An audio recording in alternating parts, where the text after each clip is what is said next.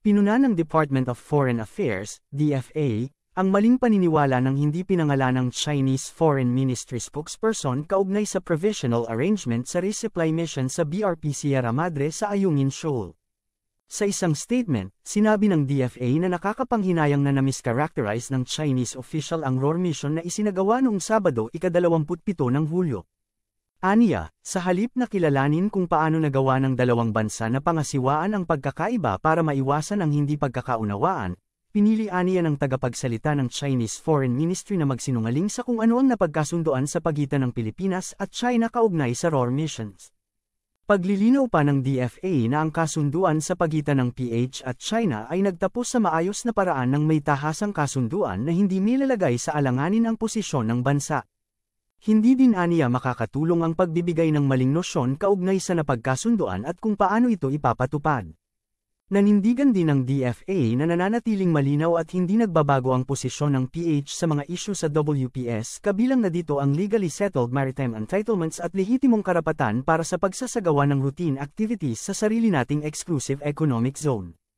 Ang BRP Sierra Madre din aniya ay isang kinumisyong sasakyan ng hukbong pandagat ng PH at ang presensya nito sa Ayungin Shoal ay pasok sa sovereign rights at jurisdiksyon ng PH. Mananatili namang committed ang PH para sa mapayapang pagresolba sa mga dispute kabilang na sa pamamagitan ng dialogo at konsultasyon at umaasa naman ang PH na tatalima ang China sa napagkasunduan. Ginawa ng DFA ang pahayag matapos sabihin ng Chinese Ministry of Foreign Affairs na ang naturang provisional agreement ay base umano sa 3-point principled position ng China para pamahalaan ang sitwasyon sa tinawag nitong Reneijiao o Ayungin Shoal. Nitong sekretary ng DILG, madali naman niya sabihin niya na, boss, baka po pwede mag-hair follicle drug testing para matapos na, di ba? Mukhang mas mabilis, di ba? Kung sasabihin na, boss, magpa-hair follicle drug testing na tayo para itong issue na to matuldukan na, di ba? Pero bakit ganun, di ba? Kasi ang ano po natin dito, ang issue ay yung paggamit ng illegal na droga. Pero ang DILG o ang gobyernong Marcos ay meron silang proyekto. Ito yung BIDA. Buhay ay ingatan, droga ay ayawan, 'di ba? Ito yung yung BIDA, 'di ba? So ano na ito? Para saan itong BIDA na ito? 'Di ba? Para saan itong BIDA na sinasabi na ito? Kasi ang issue rito is yung paggamit sa ipinagbabawal na gamot nitong kasalukuyang Pangulo ng Republika ng Pilipinas.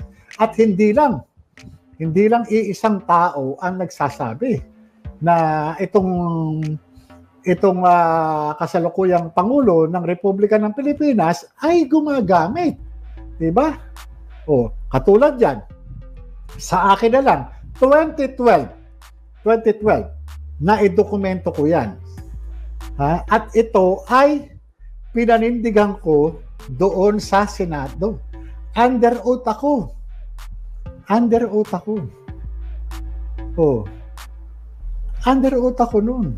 At alam nilang mag-asawa kung sino yung confidential informant na yon. Bakit hindi, di ba? So yun yung merong rito, From Yong Ababon, ikaw din, JM, magpa-hair follicle test ka rin. Walang problema. Marami pa naman akong balahibo eh. Meron akong pubic hair. Meron akong balahibo sa buhok sa kilikili. Pwede yan. Hindi nakakatawa yan. Pwede yan. Kahit na wala tayong buhok, meron pa rin tayong mga buhok. Yan, pubic hair. Pwede yan. Kasi merong merong roots eh. Yung buhok sa kilikili, pwede rin yan. Ultimo kilay nga, pwede. Pwede yan eh. Kasi pagkukuhanan mo yan ng yan yung pagkukuhanan ng ugat na as long as buhok. Yan, yun nag-uusapan dyan. Hair follicle. Sasabayan natin yan eh. Yan yung ano natin na ano no. Kaya kung sasabihin na ito nagpakulay ng buhok, hindi po pwede. Pubic hair, pwede. Kasi buhok pa rin yan Pubic hair, po pwede. Po pwedeng pagmulan ng ano no, ng reference para doon sa drug testing. Yan, hindi lang yung buhok sa ulo. Kahit ho yung ano no, pubic hair o bulbol na ano po, pwede po yan. Kaya hindi po pwede talaga na ano. Yan.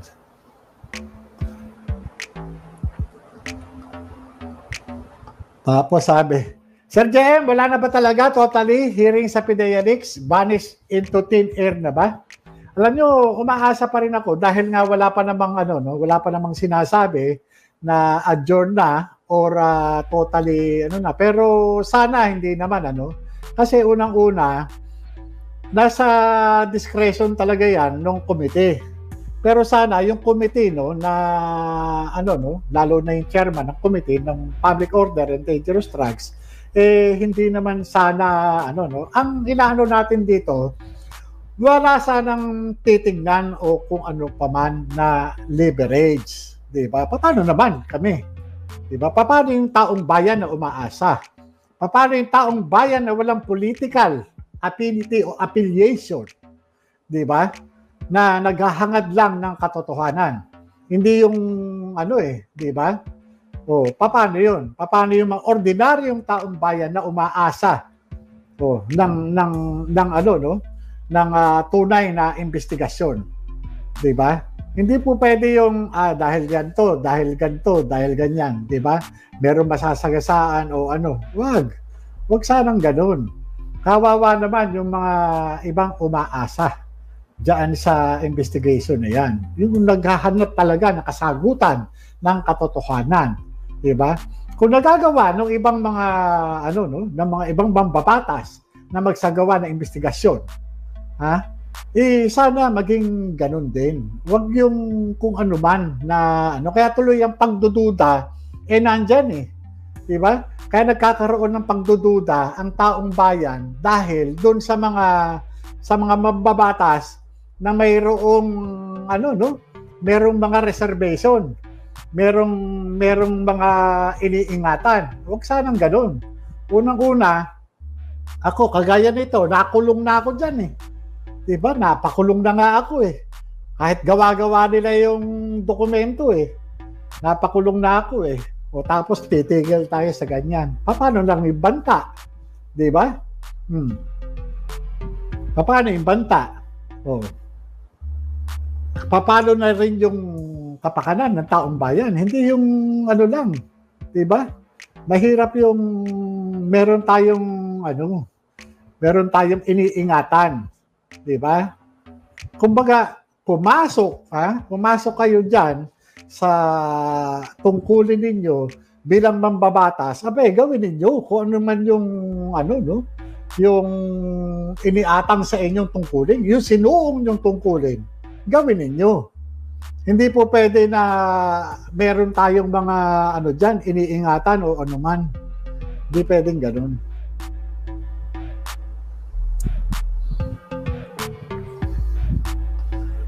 Sabi ni Marian Julian, mas mainam po talaga pag body hair. Opo, yun po yung ano. Pagka wala ho yung sa buhok, pwede naman kahit anong buhok sa kilikili, yung bulbol o pubic hair, pwede po yan. Kasi basta meron hong makukunan na yung hair follicle. Yun yung yung balahibo po natin, pag binunot po yan, yung sa kilikili o yung sa pubic hair o sa ulo, kahit kilay, bunutin mo yan na merong parang lisa sa dulo yan may ugat.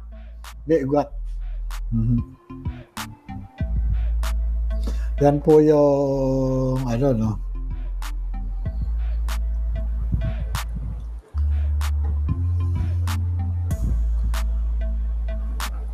Ang sabi ni Ray Tabanyag, kung hindi totoo ang video, ang tanong, bakit si BBM walang sagot dyan na buong mundo nakakaalam na niyan? Dapat sumagot na siya kung hindi siya bangag. Yun nga po ang nakakapagtaka. unang-una, sa mga ganyan, usually, pamilya yung nagre-react. Bakit yung pamilya walang reaksyon? Di ho ba? Bakit yung pamilya walang reaksyon? Kasi nga, hindi sila makapag-react dahil nga alam nila na alam nyo na o alam na ng taong bayan yung alam nila. Di ho ba? Yun kaya hindi sila makapag-react. Ang pinakamadali nga lang na reaksyon sana na ginawa ni Secretary Abalos dyan ay yung, okay, sige, ganito. Magkakaroon kami ng hair follicle drug testing bukas sa Luneta, televised. Di ba? Yun yung, pati yung nun, pati yung pagta-transport. Kaya dapat doon, after pagkatapos nung meron pa ring test, malalaman kung napalitan, di ba? Malalaman. O kaya magkaroon ng ilang magkakaibang test para pati yung mga independent na laboratory o drug testing facility o merong laboratory na nagpo-provide ng mga ganyang testing magkaroon, di ba? Siguro naman, yun. Kaysa sabihin yung video ganito, yung video ganun, marami pang, di ba? Marami pang setsebureche. Lalo pa, magtataka ka, ang daming mga naglitawang mga analyst, di ba? Ang tawag namin sa PDEA niya, hindi analyst Analyst, di ba? Mga angal. Mga angal ng angal, analyst. Ang dami pang mga ang dami pang lumabas ng mga giorno. Matatawa ka talaga Ang dami ng giorno, ang dami pang analyst. Kala mo, mga eksperto talaga Ang daming mga naglabasang mga kumbaga sa talagang wala, matatawa ka na lang talaga yung itong at hindi lang yun. May mga naghugas kamay pa. Ako, tinamaan ng kulog. Talaga naman talaga, oo. Biruin nyo. Itong si Maharlika kababaeng tao biruin nyo. Biruin nyo